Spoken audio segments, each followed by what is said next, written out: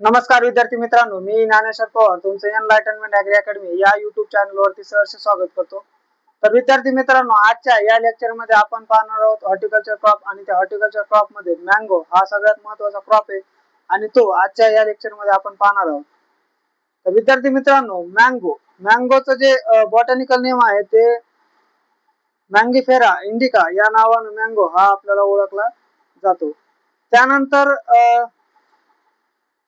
त्यानंतर आपल्याला त्याच्यामध्ये पाहायचं आहे त्याची फॅमिली अनाकार्डियासी नावाची जी फॅमिली आहे ती फॅमिली याची या ठिकाणी पाहायला मिळते। त्यानंतर नंबर 3 ओरिजिन, मँगोचा जो ओरिजिन आहे तो ओरिजिन आपल्याला इंडो ब्रह्मा रिजन जो आहे त्यामध्ये पाहायला मिळतो। म्हणजे हा जी भारत आहे त्या ठिकाणी आपल्याला इंडिया आणि म्यानमार यांच्या दरम्यानचा जो रिजन आहे तिथं हा याची ओरिजिन पाहायला मिळते। त्यानंतर याच्यामध्ये क्रोमोझोम नंबर किती असतात 2n = 14 टोटल 40 क्रोमोझोम आपल्याला याच्यामध्ये पाहायला मिळतात।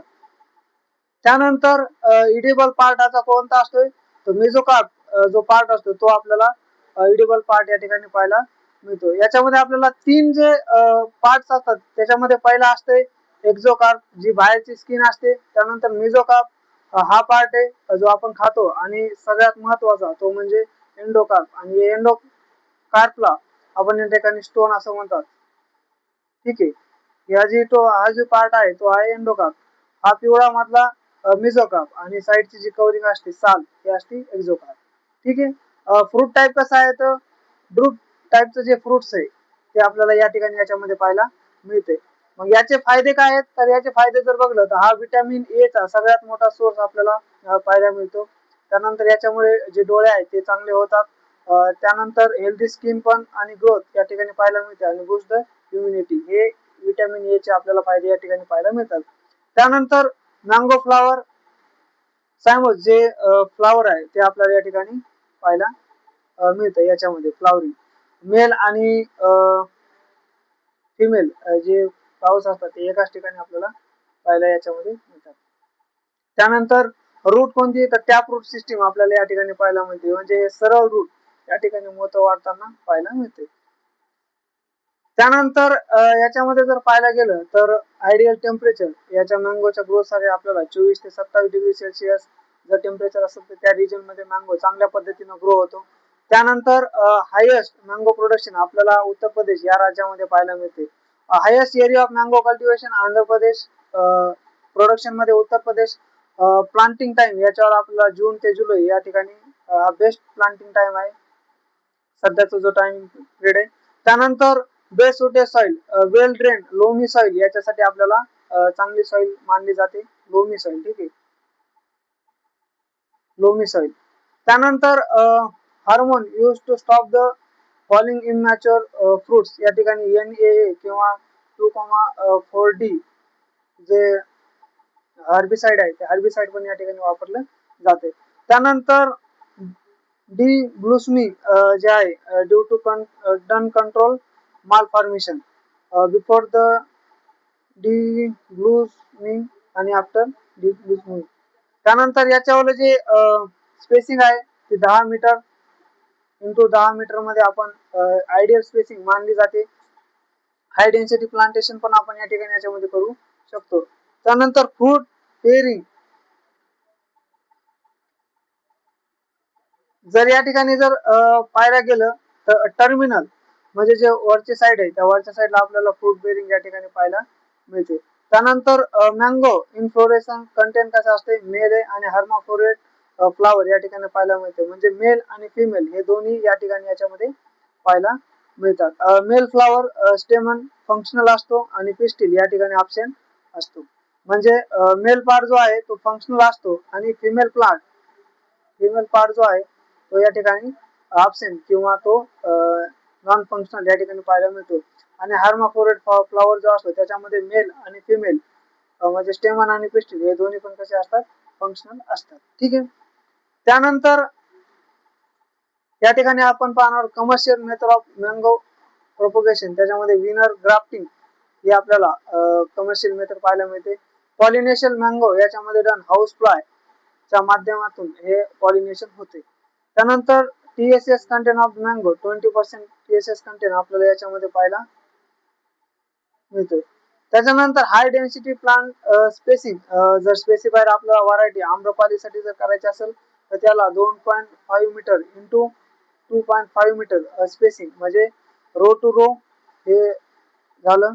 त्यानंतर प्लांट टू प्लांट डिस्टन्स, ठीक आहे, किती 2.5 इंटू 2.5.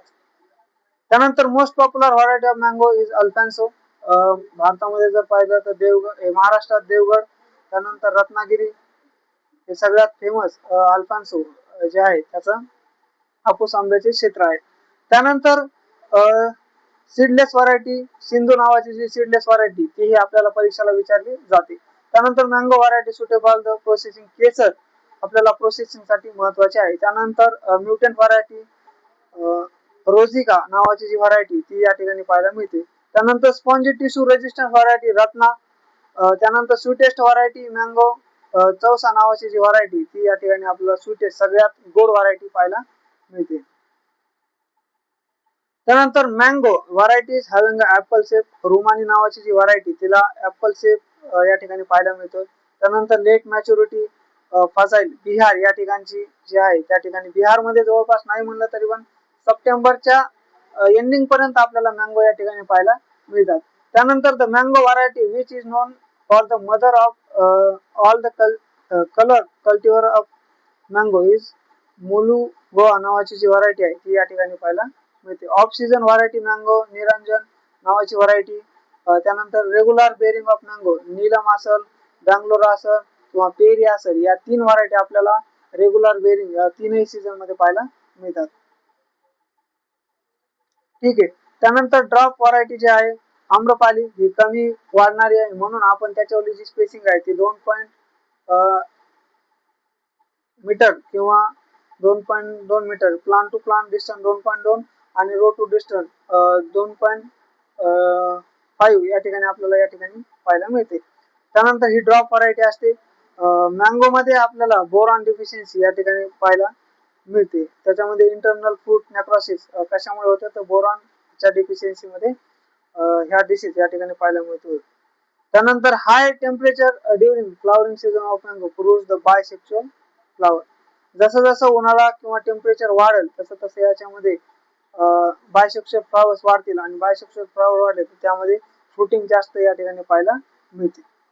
त्यानंतर आम्रपाली आणि Mallika variety mango develop from IRI Indian institute of Indian agriculture institute research institute new Delhi या ठिकाणी ही व्हरायटी त्यांनी डेव्हलप केलेली आहे. त्यानंतर आर्का पुणे किंवा आर्का अनमोल व्हरायटी जी आहे ती develop from IHR Bangalore Indian institute of horticulture research Bangalore यांनी या 2 व्हरायटी या ठिकाणी डेव्हलप केलेल्या आहेत. धन्यवाद विद्यार्थी मित्रांनो, आपण हा मँगो जो क्रॉप आहे तो मँगो क्रॉप पाहिलेला आहे. आपण पुढच्या क्रॉप मध्ये बनाना क्रॉप बद्दल डिटेल इन्फॉर्मेशन पाहणार आहोत. तर तुम्हाला आमचा व्हिडिओ कसा वाटला ते तुम्ही आम्हाला नक्की कळवा आणि त्याचबरोबर आमचं जे चॅनल आहे एनलायटनमेंट ॲग्री अकॅडमी याला लाईक शेअर आणि सबस्क्राईब करा आणि जर तुमचे काही क्वेश्चन्स असतील तर ते आम्हाला कमेंट बॉक्स मध्ये नक्की कळवा. धन्यवाद.